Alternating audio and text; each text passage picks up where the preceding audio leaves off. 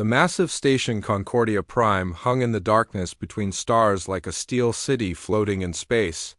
Its metal corridors stretched for miles in every direction, housing representatives from 47 different species across the galaxy. Today, those corridors buzzed with more activity than usual as delegates hurried toward the Central Council chamber for what many considered the most important vote in decades. Captain Jake Morrison walked through those same corridors with steady steps, his blue uniform crisp and his face calm despite the weight of what was about to happen. Behind him walked Dr. Lisa Carter, her tablet filled with research and statistics that painted a clear picture of human achievements over the past 50 years. Commander Alex Johnson brought up the rear, his military bearing unmistakable even. In the diplomatic setting, they had spent months preparing for this moment. For 50 years, humanity had served as associate members of the Galactic Cooperative Council, contributing to trade, defense, and scientific advancement while being denied full voting rights. Today, that was supposed to change. Today, humanity would finally take its place as an equal partner in galactic civilization. The council chamber opened before them like a vast amphitheater carved from crystalline walls that seemed to glow with their own inner light. Representatives from dozens of worlds filled the curved seating areas, their forms as varied as the stars themselves.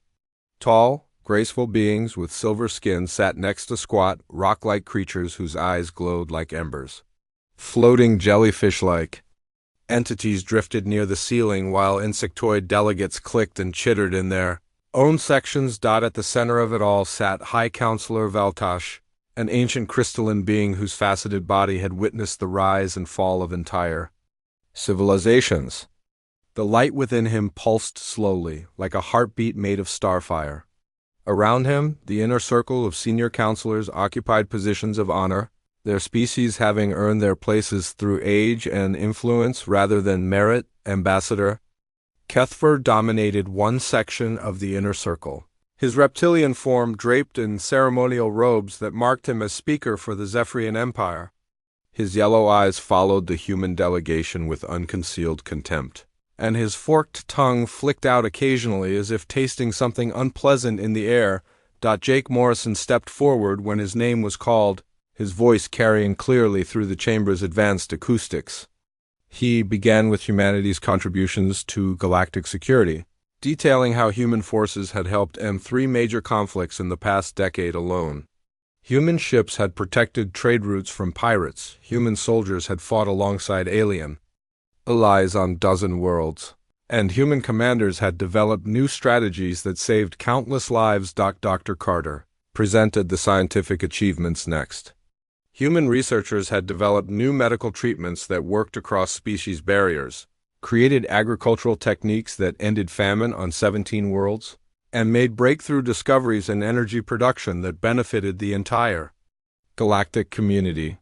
The numbers were impressive by any measure, showing a rate of innovation that outpaced species with centuries more experience. Commander Johnson spoke about human adaptability, explaining how his people could work effectively with any alien species they encountered.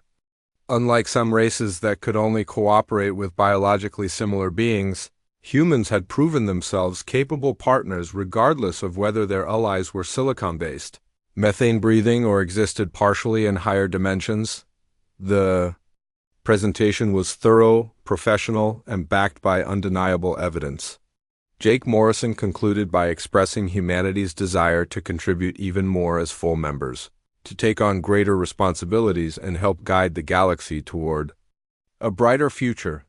Then came the responses from the council members, and Jake felt his heart sink with each dismissive comment. The Aquarians, who had benefited greatly from human water purification technology, abstained from comment entirely rather than risk offending their more powerful neighbors. The Hive Queens, whose species valued efficiency above all else, acknowledged human usefulness but questioned their long-term stability. Ambassador Kethfer rose to speak, his massive form casting shadows across the chamber floor. His voice carried the arrogance of a species that had ruled star systems when humanity was still discovering fire.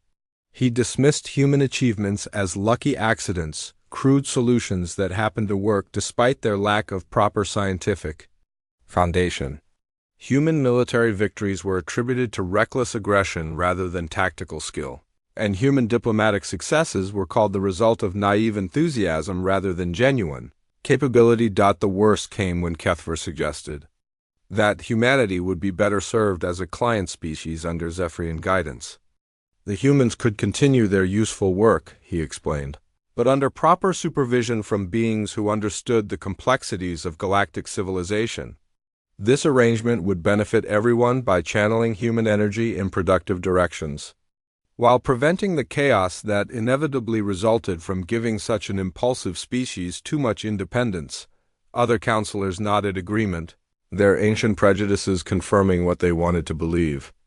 Humans were too young, too aggressive, too unpredictable to be trusted with equal authority. They might be useful as subordinates, but they lacked the wisdom that came only with millennia of experience. High Counselor Veltash called for the vote, his crystalline voice echoing through the chamber like wind chimes in a storm. The results came quickly and decisively. 38 species voted against human membership, 9 voted in favor, and the rest abstained. Even some of humanity's supposed allies chose neutrality over risk. Jake Morrison stood quietly as the vote was announced, his face showing no emotion despite the crushing disappointment he felt inside. 50 years of cooperation, contribution, and sacrifice had been dismissed as easily as swatting away an annoying insect. The message was clear: humans were tolerated but not respected, useful but not valued, and would never be accepted as true equals no matter what they accomplished. When the chamber fell silent, Jake Morrison spoke again. His voice remained calm and measured, but something in his tone made even the most arrogant counselors pay attention. He thanked the council for their honesty, noting that it was better to know where humanity truly stood rather than continue laboring under false assumptions. About mutual respect and partnership, he explained that humanity had come seeking partnership, not patronage. They had hoped to find equals who valued contribution over age, innovation over tradition, and cooperation over control. Since the Council had made it clear that such partnership was impossible, humanity would seek its own path among the stars. With formal dignity, Jake Morrison withdrew humanity from all Council activities, trade agreements, and mutual defense pacts. Human representatives would depart within the week, and human assets would be relocated beyond Council space within the year. The withdrawal would be conducted professionally, with all existing contracts honored until their natural expiration. The chamber erupted in surprised murmurs as the implications sank in. Most counselors had expected angry protests or desperate pleas for reconsideration. This calm, decisive response caught them completely off guard. Ambassador Kethver rose again, his yellow eyes gleaming with amusement. He suggested that humanity would return within months, begging for readmission once they realized how much they needed council protection and trade relationships. The galaxy was a dangerous place for species that tried to stand alone, and humans would learn that lesson quickly enough. Jake Morrison simply nodded politely and led his delegation from the chamber. Behind them, the counselors continued their discussions, already moving on to other business as if the human departure was just a minor administrative matter that would resolve itself in time. Outside the chamber, Dr. Carter looked at her captain with concern. 50 years of work had just been thrown away in a single afternoon, and she wondered if they had made the right choice. Commander Johnson remained silent, but his hand rested on his weapon as if expecting trouble. Jake Morrison activated his communicator and sent a simple message to the human fleet waiting beyond the station's defense perimeter. The message contained only 3 words, but they would echo through galactic history for generations to come. We are leaving. 6 months had passed since the council vote that changed everything.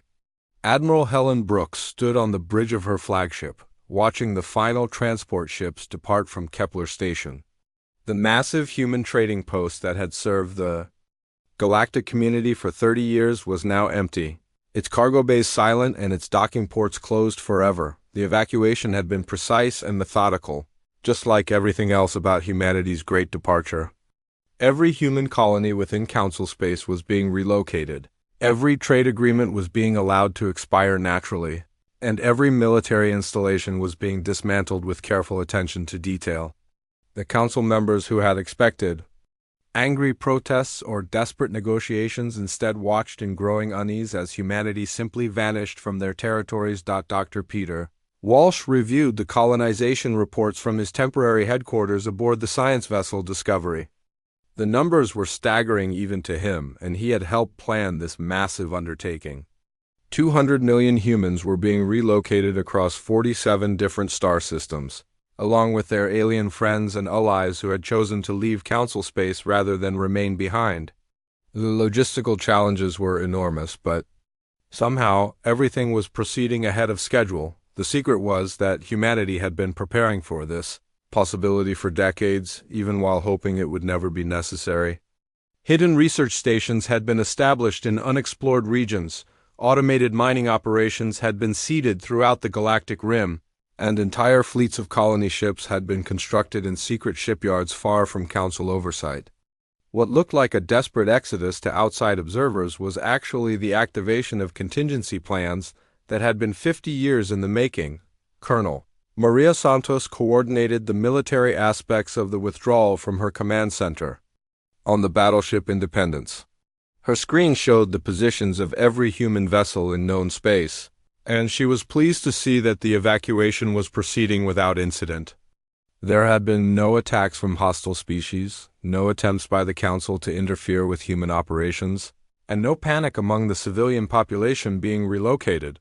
The Council's dismissive attitude toward human capabilities was actually working in their favor now. Most species assumed that humanity lacked the resources and organization to maintain independence for long, so they saw no reason to interfere with what they believed was a temporary tantrum. This gave human forces the freedom to move without harassment or interference. Admiral Brooks opened a communication channel to the colony ship New Horizon, where Governor Dunn Mitchell was preparing to establish humanity's first major independent settlement. The target system had been scouted years earlier by human exploration teams, who had found a perfect world with abundant resources and no signs of existing civilization. More importantly, it was located well beyond council borders in a region that older species considered too dangerous to explore. The conversation was brief but encouraging.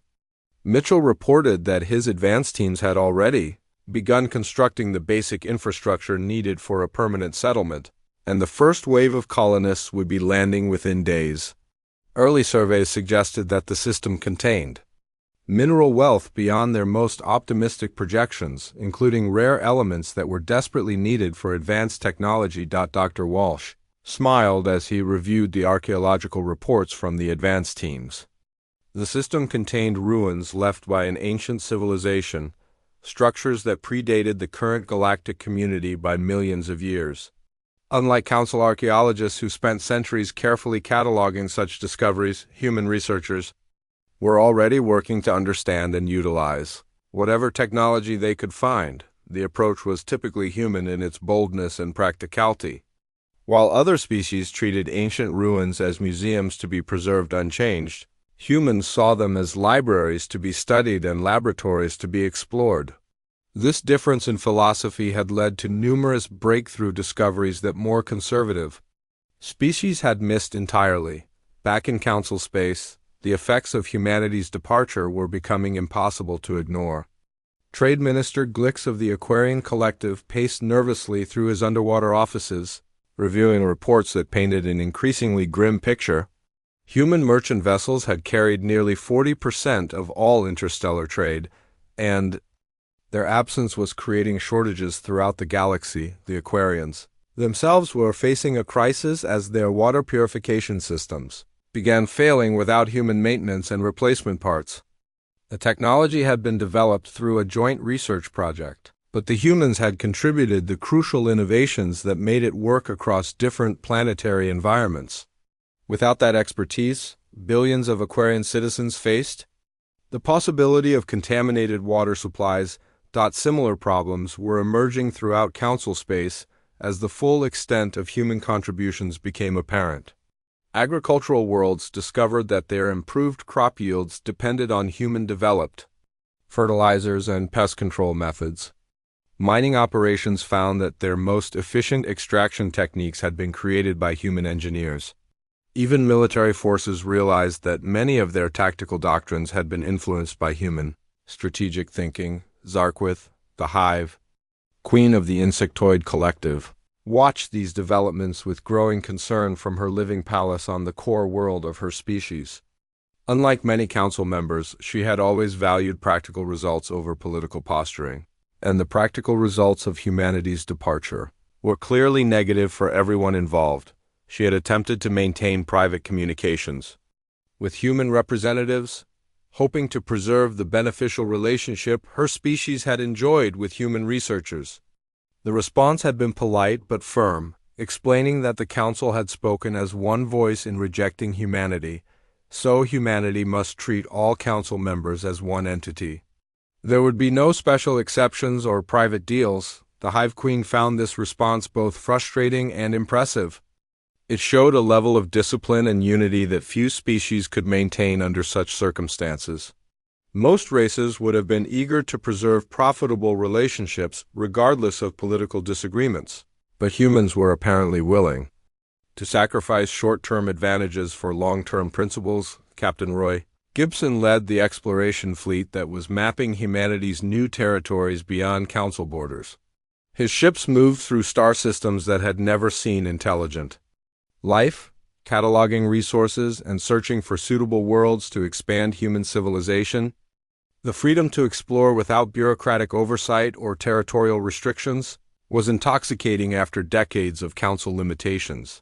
The ancient ruins they discovered in system after system suggested that the mysterious predecessor civilization had been far more extensive than anyone had realized. These beings had apparently explored and settled much of the galaxy millions of years before the current species had even evolved, and their abandoned technology was scattered across hundreds of worlds. Human scientists were making rapid progress in understanding and adapting predecessor devices, achieving breakthroughs that had eluded council researchers for centuries. The key seemed to be humanity's willingness to experiment and take risks rather than simply observe and theorize. Where other species saw dangerous artifacts to be studied carefully, humans saw tools waiting to be understood and used. Dr. Susan Taylor led one of the archaeological teams working to unlock predecessor secrets. Her discoveries were revolutionizing human understanding of physics, engineering, and even biology. The ancient civilization had apparently mastered technologies that seemed like magic to current galactic standards, including forms of faster-than-light travel that made existing methods look primitive by comparison. Back on Concordia Prime, High Counselor Veltash reviewed intelligence reports about human activities with growing unease. The crystalline being had expected humanity to struggle with independence, facing economic hardship and security threats that would eventually force them to return and accept whatever terms the Council offered. Instead, humans seemed to be thriving in their new territories. Long-range sensors detected massive construction projects in human space, industrial operations on a scale that dwarfed anything the Council had ever attempted. Human ships moved freely through regions that other species considered too dangerous to explore, and human colonies were being established at a rate that should have been impossible for such a young civilization. Most disturbing of all were the energy signatures being detected from human facilities. The readings suggested technologies that the Council scientists couldn't even identify, let alone understand or replicate. Whatever the humans were doing in their new territories, they were advancing far beyond what anyone had thought possible. Ambassador Kethford dismissed these reports as exaggerated or misinterpreted, insisting that humans lacked the capability for such achievements. His pride would not allow him to admit that the Council might have made a serious mistake in rejecting humanity's application for membership. The alternative was too disturbing to consider seriously. Admiral Brooks received the final status report from the evacuation fleet as the last human installations in Council space went dark. The great departure was complete. 2 years had passed since humanity disappeared beyond the galactic rim, and the silence was becoming unbearable for those who remembered their presence. Governor Dan Mitchell stood on the observation deck of New Frontier Station, watching automated construction ships build the colony's 15th industrial complex with mechanical precision that would have impressed even the most advanced council species. The transformation of human space had exceeded every projection and broken every rule about how quickly civilizations could expand. Where other species took centuries to establish a single functioning colony, humans had created 12 major worlds and dozens of mining operations in less than 2 years. The secret lay not just in human determination, but in the ancient technology they had discovered and adapted with breathtaking speed. Captain Roy Gibson reviewed the exploration reports from his flagship, the deep space vessel Pathfinder. His teams had mapped over 300 star systems in human space, each one containing traces of the mysterious predecessor civilization that had vanished millions of years ago. Unlike council archaeologists who treated each discovery as a precious artifact to be preserved behind protective barriers, humans approached the ruins as active research sites. Dr. Susan Taylor had made the breakthrough that changed everything. Her team discovered that predecessor technology was designed to be adaptive, responding to the mental patterns and intentions of whoever operated it. The ancient builders had apparently created devices that could evolve and improve themselves when properly understood, explaining why council researchers had learned so little despite centuries of careful study. The council's conservative approach had prevented them from activating most predecessor devices, treating them as dangerous relics rather than functional tools. Humans had no such inhibitions, approaching each discovery with curiosity and willingness to experiment. The results were spectacular, unlocking technologies that seemed to bend the laws of physics themselves.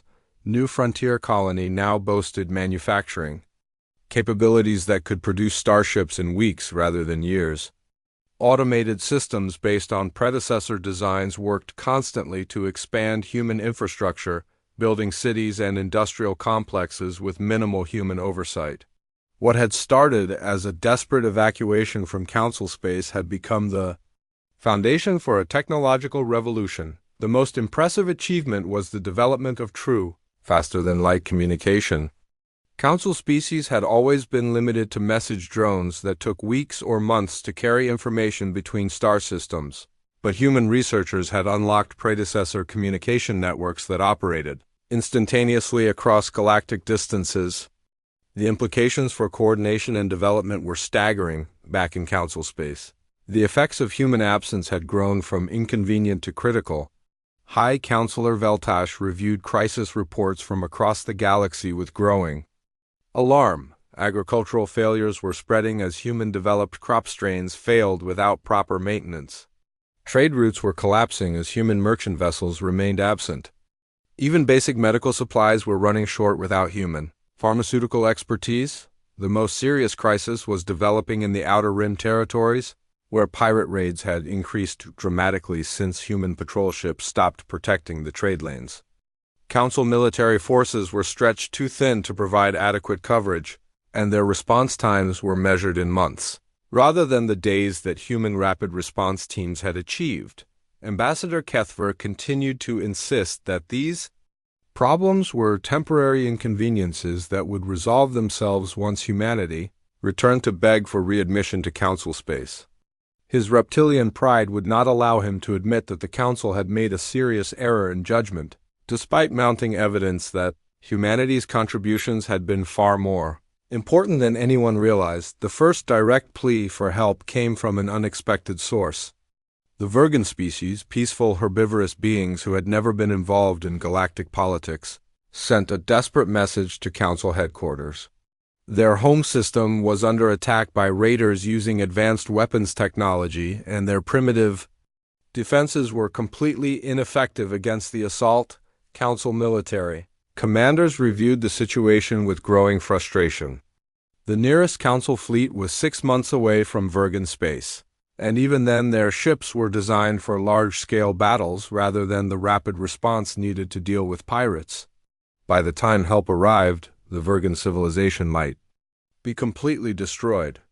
The irony was painful for those who remembered how such situations had been handled in the past. Human rapid response fleets could have reached Virgin space in days, their ships specifically designed for exactly this type of crisis intervention.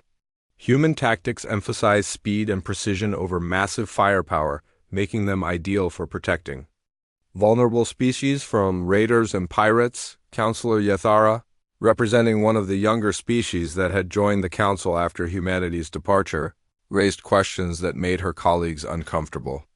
She pointed out that the current crisis could have been easily prevented if humans had remained as Council members, providing the security and rapid response capabilities that were now desperately needed. Her inquiries revealed disturbing facts about the original vote to reject human membership. Many of the species that had voted against humanity had done so not because of genuine concerns about human capabilities, but because they feared competition from such a dynamic and rapidly advancing civilization. Others had abstained from the vote to avoid offending more powerful council members. Despite privately supporting human inclusion, the younger counselor's questions sparked heated debates throughout council chambers. Representatives who had dismissed human achievements as lucky accidents now found themselves trying to explain why those same achievements were so difficult to replace. Military leaders who had called human tactics crude and unsophisticated were forced to admit that council forces couldn't match human response times or effectiveness. Meanwhile, in human space, construction continued at an accelerated pace that defied belief. Dr. Peter Walsh coordinated scientific research across dozens of worlds, each one contributing to humanity's growing understanding of predecessor technology. The ancient builders had apparently faced similar challenges to modern galactic civilization, developing solutions that current species had never imagined possible. The breakthrough discoveries kept coming at a rate that would have seemed impossible just a few years earlier. Humans had unlocked energy generation systems that made fusion power look primitive, developed materials that were stronger than anything in council databases, and created artificial intelligence networks that could coordinate activities across multiple star systems simultaneously. Most impressive of all was the development of what human scientists called phase shift technology, allowing ships and even entire installations to exist partially outside normal spacetime. This capability made human facilities virtually undetectable to conventional sensors and provided perfect defense against any conventional attack. Council intelligence services could barely track human activities, let alone interfere with them. Captain Gibson's exploration teams reported discovering massive predecessor installations in the deepest regions of human space, structures so large they dwarfed entire planets. These installations appeared to be some kind of advanced manufacturing centers, capable of producing technology on a scale that current galactic civilization couldn't comprehend. Human engineers were working frantically to understand and activate these ancient facilities. Early attempts had produced remarkable results, including the construction of automated exploration probes that could map entire star systems in hours rather than months. The potential implications were staggering, suggesting that humanity might soon possess manufacturing capabilities that exceeded anything the galaxy had ever seen. Governor Mitchell received reports from across human space that painted a picture of explosive growth and development. New colonies were being established. Every month, each one more advanced than the last. Mining operations were extracting resources at rates that should have been impossible, and manufacturing centers were producing goods that incorporated technologies beyond council understanding. The most significant development was the establishment of the first truly independent human government since the species had joined galactic civilization centuries ago. President Karen White had been elected to lead the new Independent Human Federation, a democratic organization that could make decisions in weeks rather than the years required for council consensus. Back on Concordia Prime, intelligence analysts tried desperately to understand what was happening in human space. Long-range sensors detected energy signatures that registered off their measurement scales, construction projects that spanned entire solar systems, and ship movements that seemed to violate known laws of physics. High Counselor Veltash finally began to understand the magnitude of what the Council had lost. The humans had not just left to establish a few struggling colonies in the outer darkness. They had discovered something in the ancient ruins that was transforming them into a civilization that might soon surpass anything the galaxy had ever seen. 5 years had passed since humanity's departure from Council Space, and President Karen White stood in the command center of New Frontier Station, watching holographic displays that showed the extent of human expansion across the galaxy. The independent Human Federation now controlled 200 worlds, with new colonies being established every week in regions that other species had never even explored. The transformation was complete and undeniable. What had begun as an evacuation from Council territory had become the foundation for a new kind of civilization, one that combined human ingenuity with ancient predecessor technology to achieve things that should have been impossible. Ships moved between star systems in hours rather than weeks. Entire planets were terraformed in months rather than centuries, and manufacturing capabilities exceeded anything the galaxy had ever seen. Admiral Chris Parker commanded the Federation Navy from his flagship, a vessel that incorporated so much predecessor technology that it barely resembled the ships humanity had used just a few years earlier. His fleet could phase in and out of normal spacetime, appear simultaneously in multiple locations, and coordinate their actions through instantaneous communication networks that spanned galactic distances. The first test of these new capabilities came when the Virgin species sent a desperate plea for help directly to human space, bypassing the Council entirely. Their peaceful civilization was being systematically destroyed by pirate fleets using stolen military technology, and Council forces were still months away from providing any assistance. President White authorized immediate intervention, despite the fact that the Virgin system lay within Council territory. The humanitarian crisis overrode political boundaries, and human forces had the capability to help. When no one else could respond quickly enough to matter, Admiral Parker's fleet reached Virgin space in 3 days, appearing without warning in the middle of the pirate attack. The raiders found themselves facing ships that seemed to bend reality itself, vessels that could phase through solid matter, redirect energy weapons back at their targets, and coordinate their attacks with impossible precision. The battle was over in less than 6 hours. Pirate ships that had terrorized the sector for months were either destroyed or captured, their crews taken prisoner to face justice for their crimes. The Virgin people watched in amazement as their saviors cleaned up the debris and departed as quickly as they had arrived, leaving behind only a message of friendship and an offer of ongoing protection. News of the rescue operation spread throughout Council space faster than official communications could travel. Other species began to realize that humanity had not simply survived their exile from Council territory, but had evolved into something far beyond what anyone had imagined possible. Dr. Alan Foster led the scientific teams that had unlocked the deepest secrets of predecessor technology, discovering that the ancient civilization had faced similar challenges to those confronting modern galactic society. The predecessors had solved problems of resource scarcity, territorial conflicts, and technological stagnation by transcending the physical limitations that bound other species. Human researchers had learned to integrate their consciousness with predecessor devices, creating a symbiotic relationship that enhanced both human creativity and ancient technological capabilities. The result was a civilization that could literally reshape reality according to their needs and desires, turning raw matter into finished goods through applications of physics that Council scientists couldn't even begin to understand. The most remarkable discovery was that predecessor technology responded to human mental patterns in ways it had never responded to other species. Council researchers had spent centuries trying to activate ancient devices with little success, but humans achieved breakthrough after breakthrough with apparent ease. The reason remained mysterious, but the results spoke for themselves. Manufacturing centers based on predecessor designs could produce anything from simple tools to complex starships by manipulating matter at the molecular level. Entire cities were constructed in weeks using automated systems that required minimal human oversight.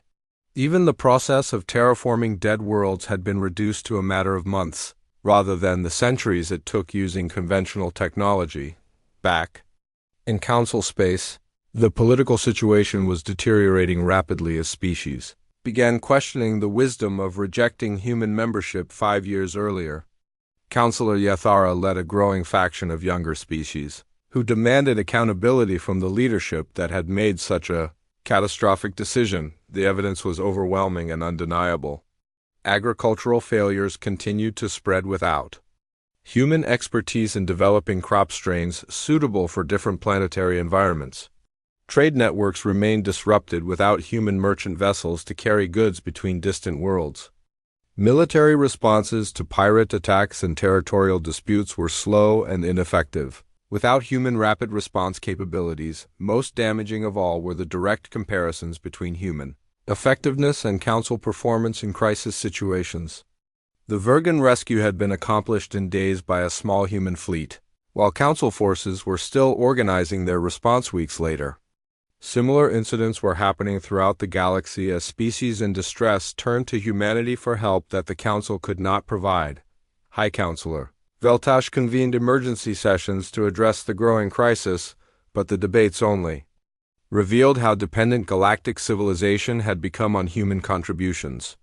Representatives who had voted against human membership 5 years earlier now found themselves trying to explain why their own species couldn't match human achievements in science, technology, manufacturing, or military response. Ambassador Kethver continued to insist that human success was temporary and unsustainable, based on dangerous experimentation with technologies that should be left undisturbed. His reptilian pride prevented him from acknowledging what was becoming obvious to everyone else. Humanity had evolved far beyond anything the Council had thought possible. The breaking point came when several species announced their intention to withdraw from Council space and join the independent Human Federation directly. These were primarily younger civilizations that had joined the galactic community after humanity's departure, species that had no historical loyalty to the Council and were more interested in results than tradition. President White received their applications for membership with careful consideration, establishing protocols for species that wanted to join human space, while maintaining their own cultural identity and governmental systems. The Federation was designed to be truly cooperative rather than hierarchical, allowing member species to contribute their unique strengths while benefiting from shared technology and resources. Dr. Amy Rogers headed the research teams working on humanity's most ambitious project yet, the complete integration of human consciousness with predecessor technology networks. Early experiments suggested that this merger would allow humans to transcend physical limitations entirely, existing partially in higher dimensional space where conventional rules of physics no longer applied. The implications were staggering. Humans were approaching the same evolutionary threshold that the predecessors had crossed millions of years earlier, potentially becoming beings of pure energy and consciousness who could manipulate reality through thought alone. The process was dangerous and irreversible, but the potential benefits included immortality, unlimited creative power, and the ability to explore dimensions beyond physical spacetime. Captain Roy Gibson's exploration fleets discovered massive predecessor installations in the deepest regions of human space, facilities so advanced that they appeared to exist partially outside normal reality. These installations contained technologies that could reshape entire star systems, create artificial dimensions, and even manipulate the fundamental forces that held the universe together. Human scientists worked frantically to understand and control these incredible capabilities, knowing that they were approaching powers that could transform not just human civilization but the entire galaxy. The responsibility was overwhelming, but humanity had proven capable of handling challenges that no other species could even comprehend. Meanwhile, the Council struggled with problems that grew worse with each passing month. Food shortages spread to dozens of worlds without human agricultural expertise. Pirate raids increased as human patrol ships remained absent from the trade routes. Industrial production declined without human manufacturing innovations. Even basic medical care became difficult to maintain without human pharmaceutical research. Intelligence reports from human space described construction projects on scales that dwarfed anything the galaxy had ever seen, energy signatures that registered beyond measurement capabilities, and ship movements that seemed to ignore the laws of physics entirely. Long-range sensors detected what appeared to be artificial dimensions being created in human territory, spaces that existed outside normal reality and followed rules that Council scientists couldn't understand. High Counselor Veltash finally admitted what he had been trying to deny for 5 years. The Council had not rejected a group of primitive newcomers seeking membership in galactic civilization. 10 years had passed since humanity walked away from the Galactic Cooperative Council, and the galaxy was about to face a crisis that would make all previous problems seem insignificant by comparison. The first warnings came from deep space monitoring stations at the galactic rim, automated sensors that detected something impossible approaching from the darkness between galaxies. The Devourers came without warning or negotiation, mechanical beings from beyond the galactic edge that treated all matter and energy as resources to be consumed and converted into more of themselves. Their ships were living metal that could repair itself instantly. Their weapons turned planets into raw materials, and their numbers seemed endless as they spread through star system after star system. High Counselor Veltash watched the invasion. Reports with growing horror from the emergency command center on Concordia Prime. Council fleets engaged the mechanical swarms and were destroyed within hours, their weapons having no effect on enemies that could absorb energy attacks and convert kinetic impacts into fuel for further expansion. The Devourers consumed entire star systems with methodical efficiency, breaking down planets and stars alike into component particles that were reassembled into more invasion craft. They showed no interest in communication or negotiation, treating all forms of life as temporary obstacles to be eliminated during their resource-gathering operations. Within months, 17 star systems had been completely consumed and dozens more were under attack. Council military forces proved utterly inadequate against an enemy that could turn their own weapons against them, and civilian populations were fleeing in panic toward the galactic core where the invasion had not yet reached. Ambassador Kethver argued fiercely against the proposal that other council members began discussing in hushed voices. The reptilian's pride would not allow him to admit that the council needed help from the species he had dismissed as primitive newcomers 10 years earlier, despite mounting evidence that conventional forces could not stop the Devourer advance. The decision was made for them when 3 more core worlds were consumed in a single day, their populations of billions reduced to raw materials in a matter of hours.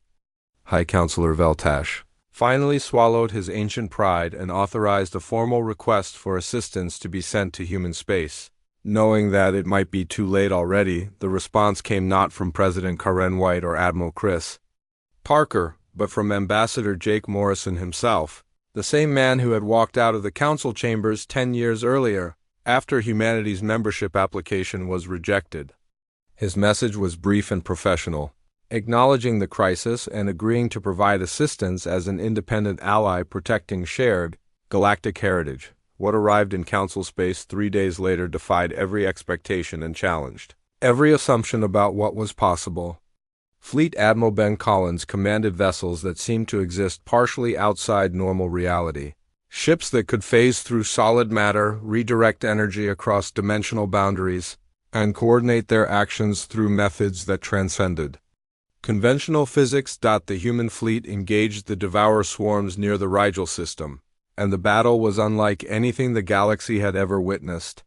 Human ships didn't fight the mechanical invaders in any conventional sense, instead using technologies that seemed to bend the laws of reality itself to redirect the entire Devourer force into higher dimensional space where they became someone else's problem. The existential threat that had consumed 17 star systems and threatened the survival of galactic civilization was neutralized in less than 6 hours.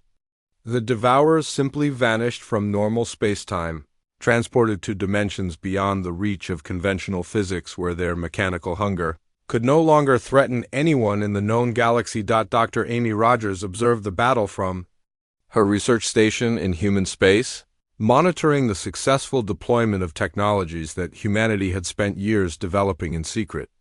The Transcendence Project had reached its final phase, allowing humans to manipulate reality at levels that approached those achieved by the legendary predecessors millions of years earlier. High Counselor Veltash sent a formal message of gratitude to human space, along with an invitation for humanity to rejoin the galactic community as senior partners with full voting rights and leadership authority in council decisions. The offer included territorial concessions, technological sharing agreements, and formal recognition of humanity's superior capabilities in all areas of galactic governance. Ambassador Morrison's response came from the bridge of a human vessel, and that seemed to exist in multiple dimensions simultaneously, its hull shifting between solid matter and pure energy as the situation required. His words were polite but firm, explaining that humanity had evolved beyond the need for council membership or recognition from species that had rejected them when they needed allies most. The independent human federation had grown into something that transcended traditional galactic civilization entirely. Human consciousness had merged successfully with predecessor technology networks, allowing them to exist partially in higher dimensional space where conventional limitations no longer applied.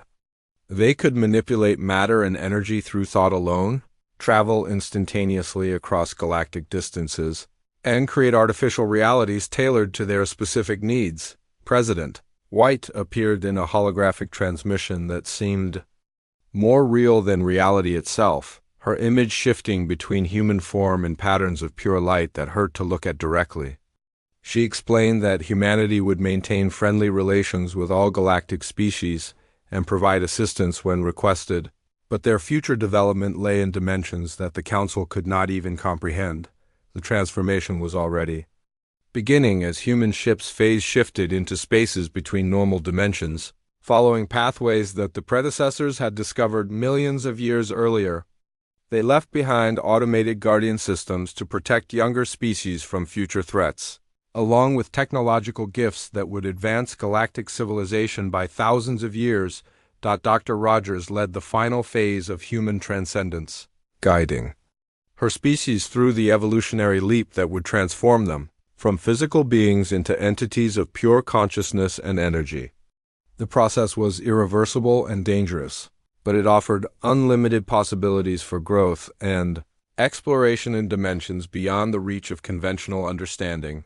Fleet Admiral Collins coordinated the departure of human forces from normal space-time, ensuring that all automated systems were properly configured to protect the galaxy from future threats. The Guardian networks would respond to existential crises like the Devourer invasion, but day-to-day governance and development remained the responsibility of the species that chose to remain in physical reality. The last human transmission came from Ambassador Morrison as his ship prepared to phase shift into higher dimensional space permanently. His message acknowledged the Council's final offer of partnership and explained why it had come too late to matter. Humanity had moved beyond the need for validation or acceptance from others, finding their own path among the infinite possibilities of existence itself. High Counselor Veltash watched the human ships disappear from normal spacetime, their forms dissolving into patterns of light and energy that faded beyond the reach of conventional sensors. The crystalline being's inner radiance dimmed as he finally understood the full magnitude of what the Council had lost through their arrogance and short-sighted prejudice. The galaxy was safe from immediate threats thanks to human intervention, but it would never again have the opportunity to benefit from partnership with beings who had transcended the limitations of physical existence. The automated guardian systems would protect younger species from external dangers, but they could not provide the guidance and inspiration that direct human contact had once offered. Ambassador Kethver stood silent in the council chambers. His reptilian form drooped with the weight of realization that his pride and prejudice had cost the galaxy its greatest opportunity for advancement.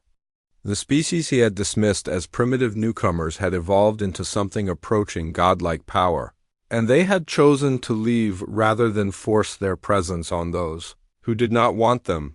The council members who remained faced a future without the species that could have led them all to transcendence and unlimited possibility. They would have to find their own paths forward, guided only by the automated systems that humanity had left behind as parting gifts to civilizations that had rejected their friendship when it was offered freely. In dimensions beyond the reach of conventional understanding, humanity continued their impossible journey toward ultimate transcendence, exploring realities that existed beyond the imagination of physical beings, while occasionally watching over the galaxy they had chosen to leave behind. The regret would echo through galactic history for millions of years, a reminder that fear and prejudice could cost entire civilizations their chance at greatness. The Council had spoken as one voice in rejecting humanity's offer of partnership, and humanity had responded by transcending the need for partners entirely, becoming something that the galaxy would remember forever, but could never hope to equal or understand.